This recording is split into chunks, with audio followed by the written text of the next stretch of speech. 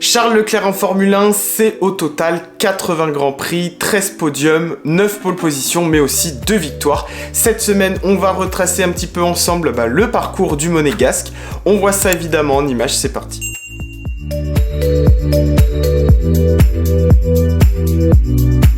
Et l'aventure en sport auto de Charles Leclerc, elle commence en karting en 2005 dans les championnats régionaux qu'il remporte.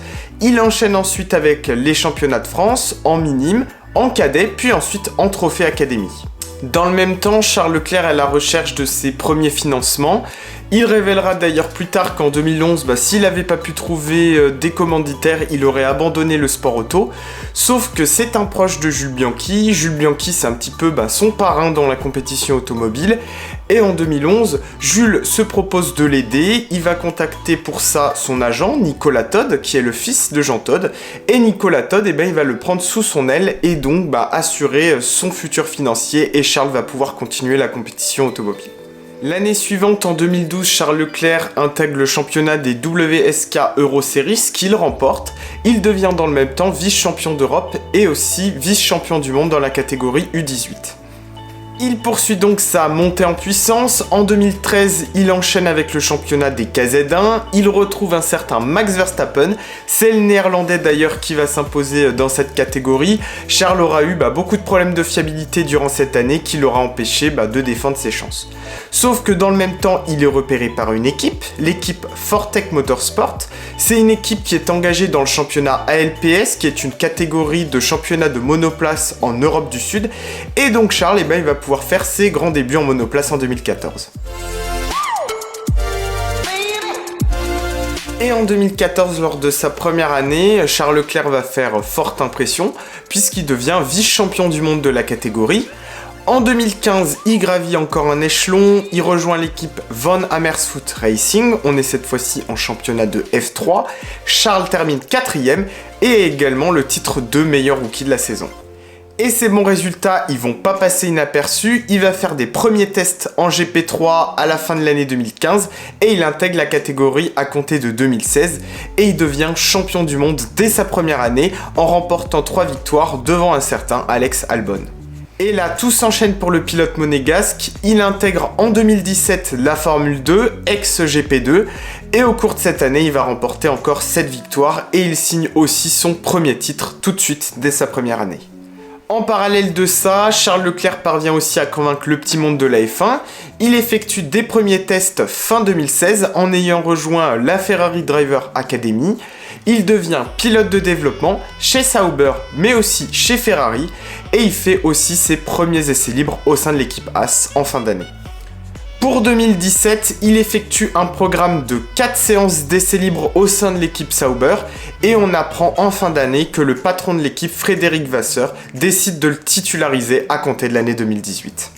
Et là, ça y est, pour Charles, c'est le grand bain. Il est désormais pilote officiel au sein d'une équipe de F1 chez Sauber. Le début de saison se passe assez tranquillement.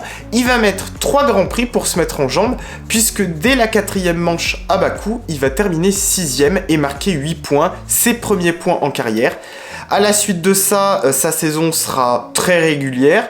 Il va prendre assez facilement le dessus sur son coéquipier Marcus Ericsson. Il va signer pas moins de 8 Q3. Il termine 13ème du championnat avec 39 points. Donc vraiment des débuts super encourageants et une très belle première saison pour lui. Et pour 2019, Ferrari va surprendre. Elle décide de le titulariser aux côtés de Sébastien Vettel. Et là, on commence à se dire, pour Charles, c'est un petit peu le moment de se mettre en lumière. Il a face à lui un quadruple champion du monde, donc il va devoir montrer toute sa valeur. Et pour sa première année, il va franchement pas décevoir. Il va au total signer pas moins de 10 podiums et surtout remporter 2 très belles victoires. La première en Belgique, la seconde en Italie. Il était déjà pas passé loin en début de saison puisqu'il avait failli remporter le Grand Prix à Bahreïn. Et surtout, il se paye le luxe de devancer son coéquipier au championnat. Il termine 4ème lors de sa première année en rouge avec au total 264 points. En 2020, on compte évidemment sur lui, on s'attend à ce qu'il continue de progresser, sauf que manque de chance, la Ferrari est complètement ratée. Charles va avoir bien du mal durant toute l'année, il réussit en début de saison quand même à accrocher 2 podiums, Au cours de la mi-saison, il va enchaîner sur 7 grands prix consécutivement dans les points. Mais voilà, la saison est très difficile. Malgré tout, il prend cette fois-ci largement le leadership face à Vettel, puisqu'au cours de l'année, il va marquer 3 fois plus de points que son coéquipier allemand. Donc, si d'un point de vue équipe, on peut dire qu'il n'a pas forcément progressé, en tout cas sur un plan personnel, il a désormais pris sérieusement le lead chez Ferrari et on le voit désormais comme un futur champion du monde en puissance. Et l'année dernière, Charles a accueilli dans l'équipe un nouveau coéquipier, Carlos Sainz, qui s'est construit une solide réputation grâce à ses belles années chez McLaren.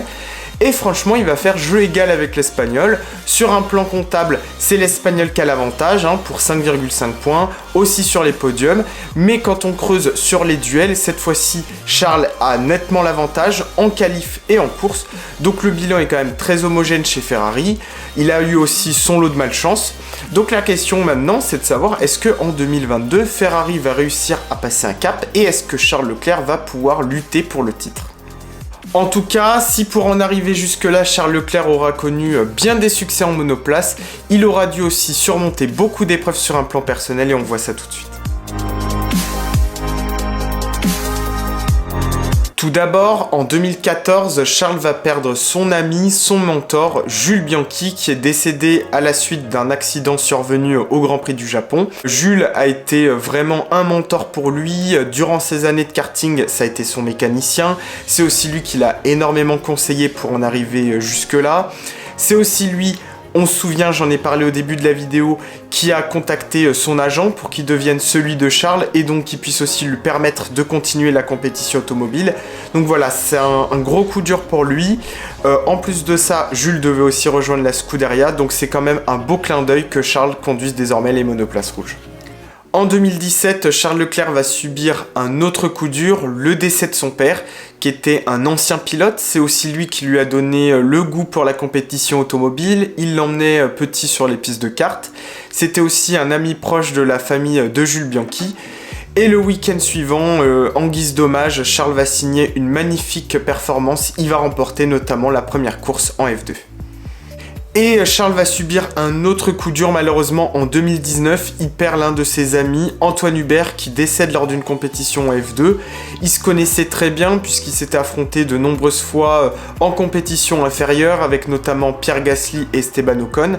Et là encore une fois, le pilote monégasque il va répondre présent puisque c'est ce même week-end où il va remporter sa première course en F1 au Grand Prix de Belgique et il va évidemment lui rendre hommage. En tout cas, si Charles aura subi bien des épreuves sur un plan personnel, en Formule 1, il est désormais l'un des pilotes les plus doués de sa génération. Et je vous pose la question, est-ce que vous pensez qu'en 2022, ce sera enfin son année avec Ferrari? N'hésitez pas à me répondre en commentaire, je me ferai un plaisir de vous lire.